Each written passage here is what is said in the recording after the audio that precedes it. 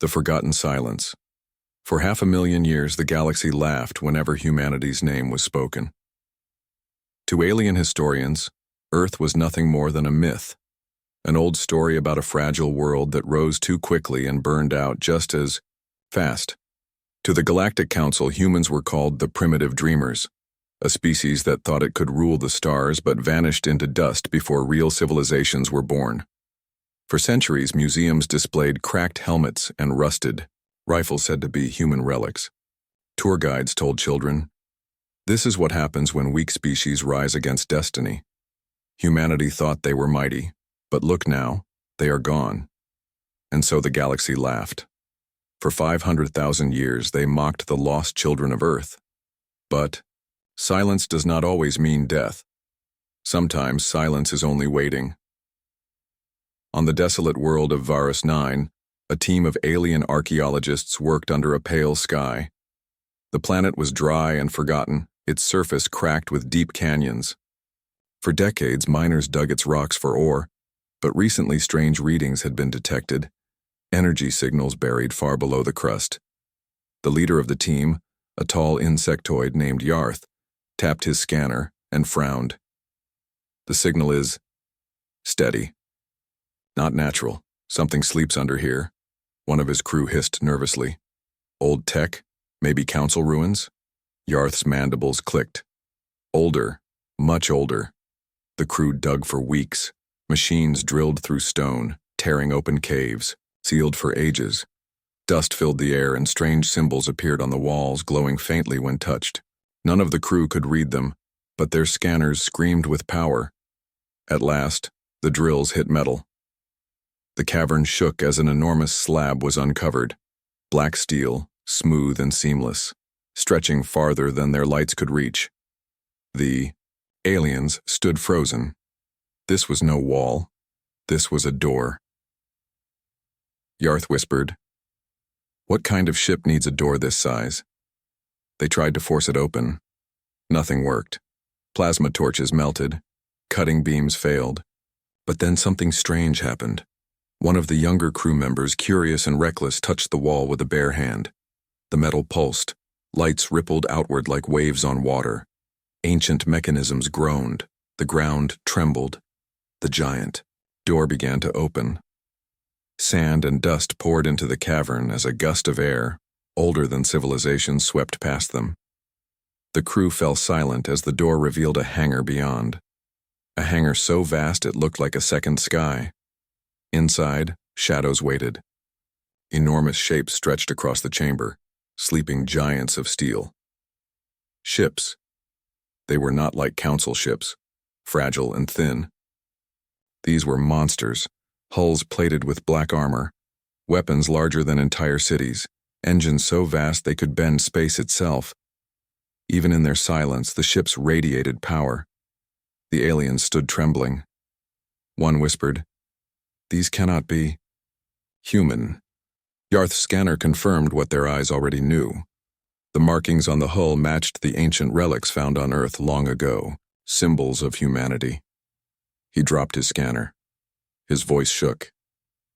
"They are human, and they are warships." The discovery spread quickly among the crew, then across the stars. But instead of fear, most of the galaxy laughed again. "Human toys," said one counselor, smirking. "Rusting relics," another agreed. "They cannot even fly." A third sneered. "Even if they once were powerful, 500,000 years of silence has left them nothing but dust." But in hidden places, whispers grew louder. What if they still work? What if humanity planned this? What if they are not dead? On Varus 9, the archaeologists camped near the hangar, afraid yet unable to turn away. Yarth could not sleep. The image of those ships haunted him. The way they waited, the way their guns seemed to point even in silence. Late, one night as he studied the glowing wall symbols, he thought he heard something, a faint hum, a low vibration pulsing through the ground. He froze. The warships were not dead. He ran to the cavern, staring at the fleet. Dust drifted down from their hulls, shaken loose. A single light flickered on one of the ships, then faded. Again. Yarth's mandibles clicked in terror. "They are waking!" He rushed back to his crew, his voice trembling. "Seal the chamber! Seal it now!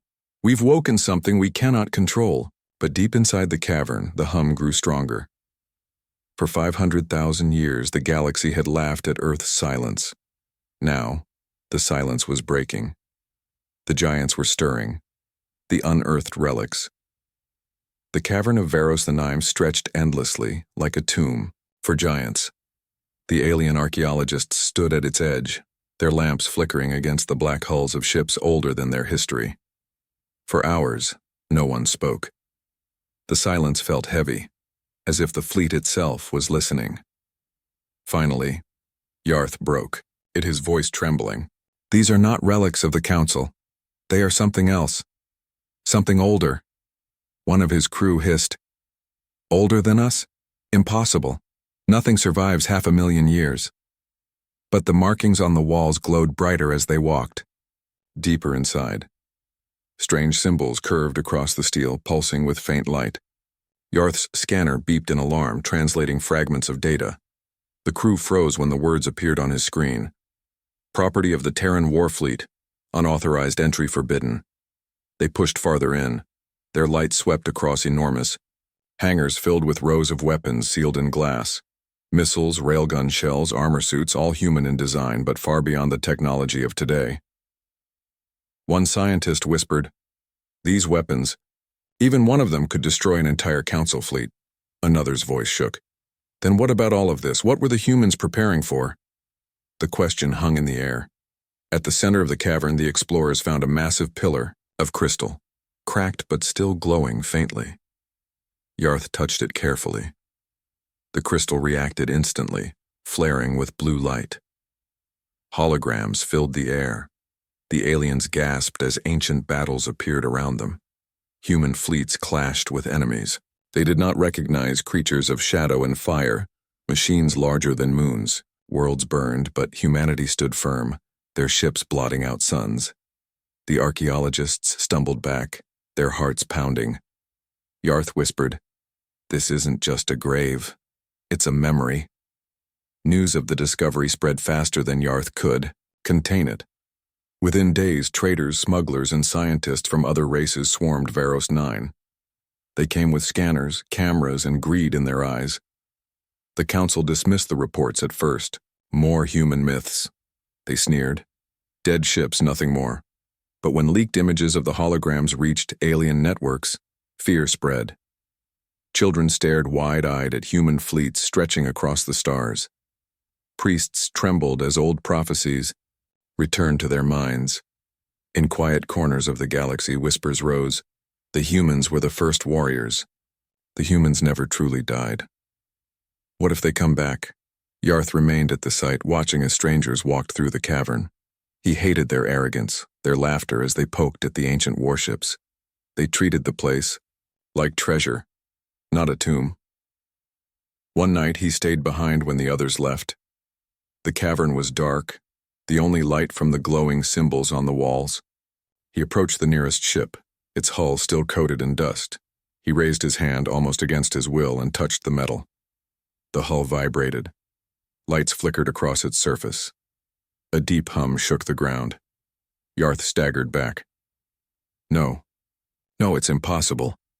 The warship's engines glowed faintly, the first spark in 500,000 years. Alarms screamed across the dig site as the entire cavern trembled. The other archaeologists rushed back, their voices panicked. What happened? The ship, it's moving. Run! Dust poured from the ceiling as more ships stirred, their weapons glowing faintly in the dark. The crystal pillar flared, sending a shockwave of light through the chamber. A voice echoed, deep and metallic, speaking in a language none of the aliens knew. But somehow they understood. System check complete. Fleet awakening. The aliens collapsed to their knees, trembling. The next day, the Council could no longer deny the truth. The footage was undeniable. Ships awakening, weapons glowing, voices speaking after 500,000 years of silence. Some council leaders demanded the fleet be destroyed. Others whispered of negotiation. But one elder spoke words that silenced them all. If those ships truly belong to humanity, then we may already be too late. Back on Varos the Nine, Yarth stood at the edge of the hangar, watching the giants stir. His mandibles clicked nervously. They called humans primitive, he whispered. But what kind of primitive race leaves behind this? The cavern rumbled again. Lights burned brighter. The sleeping war fleet was no longer silent, and the galaxy was about to remember what it had forgotten. The sleeping giants. The hangar of Varos 9 felt alive now. What once looked like dead metal was stirring with faint light. The giant warships, silent for 500,000 years, began to glow with lines of blue and silver running across their hulls. The alien crews who first discovered them stood in terror. Yarth, the leader, could not look away. His scanners beeped wildly, flooding with warnings. These ships, they are not relics, he whispered. They are alive.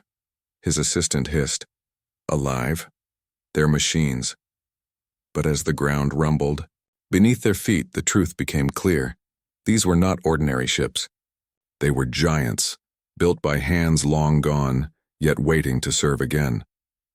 One of the smaller vessels, still larger than any Council battleship, gave a deep groan.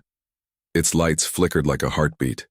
Dust poured off its hull as engines hummed. Faint but steady. The archaeologists panicked. Shut it down, one cried. Seal the hangar, shouted another. But nothing they did mattered. The ship ignored them. It was not waiting for aliens. It was waiting for humans. In the control chamber, the crystal pillar flared again. Holograms filled the cavern, this time sharper than before. They showed images of humans in dark armor standing tall, commanding, fleets that stretched across galaxies. The alien crew collapsed to their knees. These were not the primitive dreamers the Council mocked. These were warriors, strategists, gods of war. One young alien covered his eyes. If they return, none of us can stop them. Then it happened. The first warship rose. Engines that had been silent for 500,000 years thundered to life. The cavern shook as the massive vessel lifted from its cradle. Chains of dust fell like rain as the ship's hull shimmered with power. The archaeologists screamed and ran for cover.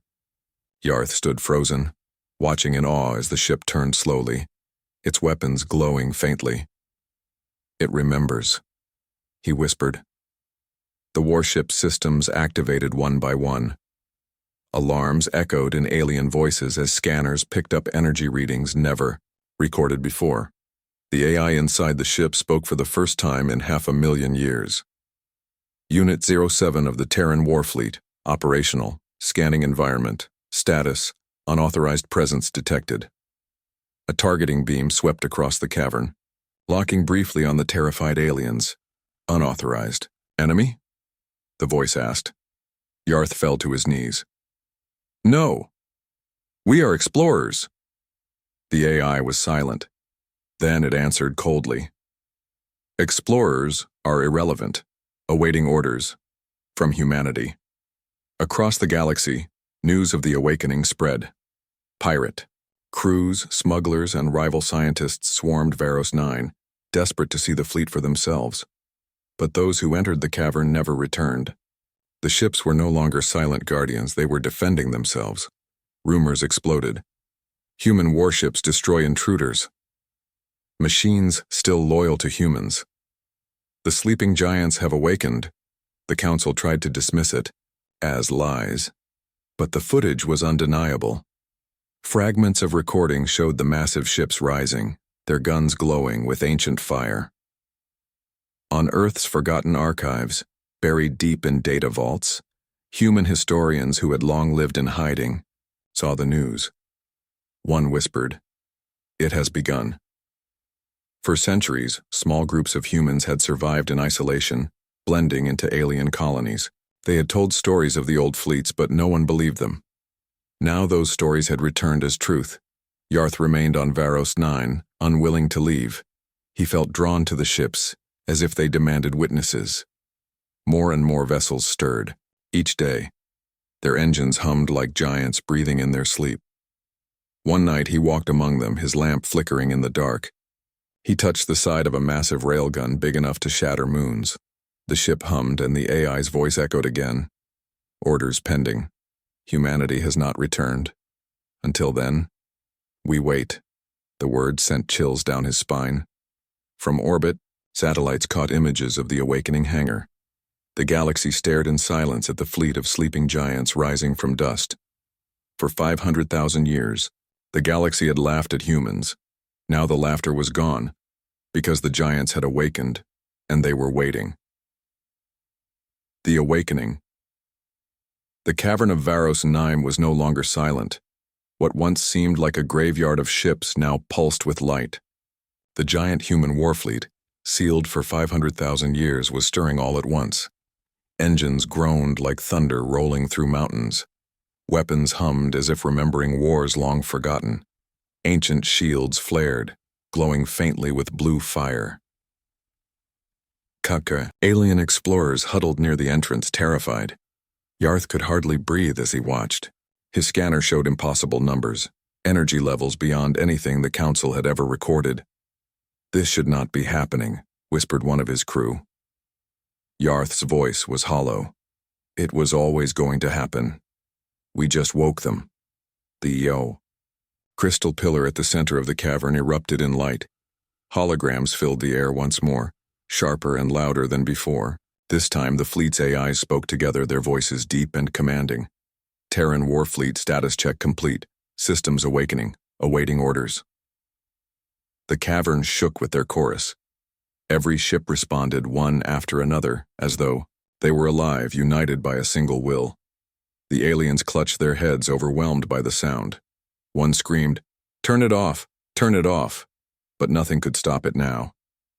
The giants were awake. Above the surface, satellites recorded tremors, rippling across the planet. Great cracks opened in the ground, revealing more hangars, more hidden vessels. The truth spread across the stars like fire. Entire archives lit up with one message: human warfleet detected, reactivation confirmed. In the council chambers, panic erupted. Delegates shouted over each other, "This is impossible. Humanity is extinct." "They cannot be extinct if their machines live. If those fleets are operational, no world is safe." The High Speaker slammed his claws against the table. His voice cracked with fear, hidden beneath anger. "They are relics. They will break themselves apart. They cannot fight us now." But even as he spoke, fresh reports arrived. Orbital images of ships leaving the hangar. The silence that followed was worse than the shouting. On Varos 9, Yarth's crew fled, running across the sand as the ground quaked beneath them. Dust storms swirled as massive ships rose from their tombs. The first vessel, a dreadnought longer than a city, lifted into the sky. Its hull glowed with silver light, ancient runes flashing across its surface. The AI's voice echoed again.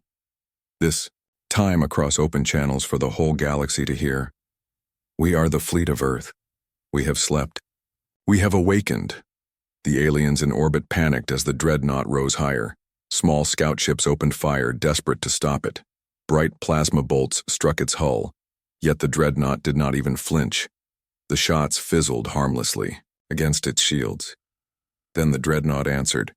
One railgun fired. A single slug, glowing with ancient power, ripped through 3 scout ships at once. The sky lit up with fire. Yarth watched from the surface, his mandibles trembling. It destroyed them, with one shot. Back in the council chamber, fear turned to silence. The reports were undeniable now. A delegate whispered, "If one ship can do this." "What happens when all of them rise?" No one answered. On the surface of Varos 9, more ships rose one by one. Frigates, destroyers, carriers, all built with technology that should have been impossible. Their engines roared as they left the atmosphere, forming a formation in orbit like soldiers standing in rank. The fleet had awakened. Among the ships, the dreadnought broadcast one last message. Humanity will return. Until then, we hold the line. The words echoed across the galaxy. Billions heard it and billions trembled. For 500,000 years, the galaxy had laughed at Earth's silence. Now that silence was gone. and the war fleet of humanity had awakened. The first strike. The galaxy held its breath as the fleet of Earth rose into orbit. From Varos 9, the dreadnought hung above the planet like a black sun. Around it, dozens of smaller warships formed tight lines, their engines glowing with blue fire. For 500,000 years they had slept, but now they stood ready once more. On the ground, Yarth and the few survivors of his crew stared in silence. The air shook with every blast of the fleet's engines. To them it felt like standing beneath gods. "Where are they going?" whispered one of the crew. Yarth could only shake his head. Where they were always meant to go. War. In orbit, small alien patrol ships scrambled to form a blockade. Their captains shouted in panic over open channels. "Unknown fleet, stand down. You are violating Council space. This is your final warning. Power down your weapons." The dreadnought did not reply. Its AI scanned the ships and spoke with cold precision. Threats detected, eliminating. One broadside volley roared from its cannons. In a flash of light, the entire blockade vanished, torn apart as if made of paper. Across the galaxy, listening stations captured the battle and broadcast it live. Billions of aliens watched in horror as one human ship erased an entire fleet in seconds. On Varos 9, Yarth's mandibles clicked in fear. "The Council is finished," he whispered. "They just don't know it yet." The war fleet moved swiftly. They did not linger. Their engines ignited and they jumped into hyperspace, vanishing into the void. No one knew where they were headed, but hours later, the answer came. On the Council fortress world of Drixora, alarms screamed as massive ships emerged from hyperspace. The dreadnought appeared first, its black hull blotting out the stars. Behind it, carriers and frigates fanned out, forming a wall of firepower. Council defenders scrambled into action. Thousands of ships launched, their weapons primed. The commanders shouted, "We will not fall to ghosts, destroy them." The battle began. Alien ships swarmed, filling the void with plasma fire and missiles. For a moment, the sky looked like it had turned into a burning storm, but the human war fleet did not break. Their shields rippled but held strong. Their cannons answered with devastating force. One railgun slug pierced 3 Council battleships at once. Plasma beams carved through cruisers like blades through water. Missiles left trails of fire before smashing into orbital platforms. Within minutes, the Council's proud defenders were reduced to wreckage drifting in space. On the surface of Drexora, civilians screamed as fire rained from the skies. The dreadnought targeted military zones with perfect precision, tearing through bunkers and silos. In the Council chambers on the planet, leaders watched in terror as their defenses crumbled. "This is impossible," one shouted. "They are only machines," cried another. But the truth was clear. These were not just machines. They were humanity. Vengeance awakened at last. Across the galaxy, panic spread. Some species begged the Council for protection. Others prepared to surrender outright, fearing the wrath of the human fleet. And in every tavern, every street, every broadcast, one phrase echoed, "They have returned." On Drexora, as the battle ended, the dreadnought broadcast a single message across all frequencies. "We are the war fleet of Earth. We have waited 500,000 years. We do not forgive. We do not forget. The galaxy will remember humanity." The signal carried across systems, unstoppable. Every world heard it. Every species trembled. Back on Varos 9, Yarth stared at the sky, his heart heavy. He realized the truth. The galaxy had laughed for 500,000 years. Now, no one would laugh again. The first strike was only the beginning. The return of fear for 500,000 years, the galaxy mocked humanity. Now, after the fall of Drexora, no one laughed. Every world spoke of the battle. They whispered about the dreadnought that erased fleets in seconds, about weapons that cut through planets like fire through paper. The Council tried to calm the panic, but fear had already spread faster than their words. On border colonies, merchants packed their ships and fled. Soldiers deserted their posts. Civilians stared at the skies each night, terrified that the black shapes of human warships might appear. In the council chambers, chaos reigned. Delegates screamed at one another. "They are machines, nothing more," one shouted. "No, machines do not hate," another replied. "These ships fight with purpose. They fight for their creators." The High Speaker slammed his claws on the table. "Then we must unite. If we do not stand together, humanity's fleet will burn us one by one." But even as he spoke, reports arrived of more awakenings. On distant, forgotten worlds, hangars opened. More fleets rose. Not one or two ships, but hundreds, each larger, stronger, and older than the last. The galaxy had mocked humans as weak. Now it feared them as gods of war. On Varos 9, Yarth remained at the site where it all began. He stared into the cavern, watching as more ships hummed to life. His crew had long since fled, but he could not leave. He muttered to himself, "They were never gone. They were only sleeping." When the AI's voice spoke again, his blood froze. "Enemy detected. Awaiting orders from humanity," Yarth whispered. "Back." "There are no humans left," the AI replied coldly. "Then we wait. Until they return." Across the galaxy, old legends resurfaced. Priests preached that the Firstborn Warriors had risen again. Stories long dismissed as myths became prayers. Children asked their parents, "Are the humans coming for us?" Parents had no answers. Alien fleets tried to resist. At Tyrael Prime, 30 council cruisers met a single human carrier. They fought, bravely, unleashing everything they had. Hours later, their wreckage drifted in orbit while the human carrier continued unharmed. On Valora Station, defenses opened fire the moment human ships appeared. But the railguns struck once, and the station broke in half, falling into its own planet. Each battle ended the same. Fear grew stronger. In a hidden chamber on Earth's ruins, long thought dead, something even stranger happened. Small groups of surviving humans, descendants scattered and forgotten, saw the broadcasts.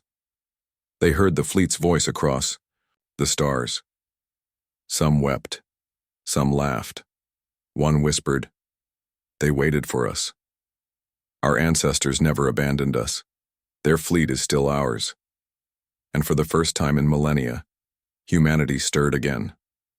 In the council, cracks began to form. Some species begged for peace, arguing that surrender was better than annihilation. Others refused, blinded by pride, demanding more fleets be thrown into battle. But no one could hide the truth. Humanity's fleet was winning. On the bridge of the Dreadnought, the AI monitored reports across the galaxy. Its voice echoed coldly through the halls. 500,000 years of silence complete. Phase 2. Reclamation begins. Other ships answered in unison, their voices merging into one terrible chorus. For Earth, for humanity, the galaxy will remember. Back on Varos 9, Yarth stared at the night sky, his mandibles trembling. He realized the truth no one wanted to say out loud. The galaxy had not destroyed humanity. Humanity had simply waited. And now the galaxy was drowning in fear. The galaxy remembers. The galaxy no longer laughed. Where once the name of humanity was a joke, now it was spoken in whispers, heavy with fear. On every world, broadcasts showed the same images: colossal warships blotting out suns, alien fleets shattered in minutes, entire fortresses burning under weapons older than civilizations. The truth could not be denied. Humanity had returned, not as flesh, but as steel and fire. The council chamber. Silence replaced arrogance. Delegates sat with pale faces, staring at reports they could no longer dismiss. Their fleets were broken, their worlds burning, their pride turned to dust. The High Speaker's voice trembled as he finally admitted what no one wanted to say. "We thought them primitive, but they were the first." No one argued. Across the stars, ancient myths came alive again. Priests in golden temples declared that the Starborn had awakened. Children whispered to each other, terrified yet fascinated, drawing pictures of black warships with glowing eyes. Even soldiers, once proud to wear the council's banners, hesitated before going into battle. Some deserted, some prayed, Fear had become faith. On Varos 9, Yarth stood before the cavern one last time. The fleet above the planet was fully awake, now dozens of ships aligned in perfect formation. He watched their engines flare as they prepared for another jump into the void. His mandibles trembled as he whispered, "We laughed for 500,000 years, but they were never gone. They were only waiting." The ground shook as the dreadnought rose higher, its shadow swallowing the horizon. From orbit, the AI spoke again, its voice echoing across every frequency in the galaxy. "This is the war fleet of Earth. We slept. You mocked. Now you remember." Billions listened in silence. The message was short, but it cut deeper than any weapon. Humanity endures. Humanity returns. Humanity does not forgive. At that moment, fleets across different systems awakened. Reports flooded in. On dead moons, forgotten planets, silent stations. Everywhere the same story. Human warships rising from dust, their weapons glowing, their voices united. The galaxy realized with horror that Varos 9 was only the beginning. On a distant mining colony, a child pointed at the sky as black ships appeared above. "What are they?" she asked. Her father's voice was heavy with dread. "They are the reason our stories always spoke of gods. They are human." Back in the council chamber, chaos broke out again. Some begged to surrender, others demanded to fight. But deep inside, every leader already knew the truth.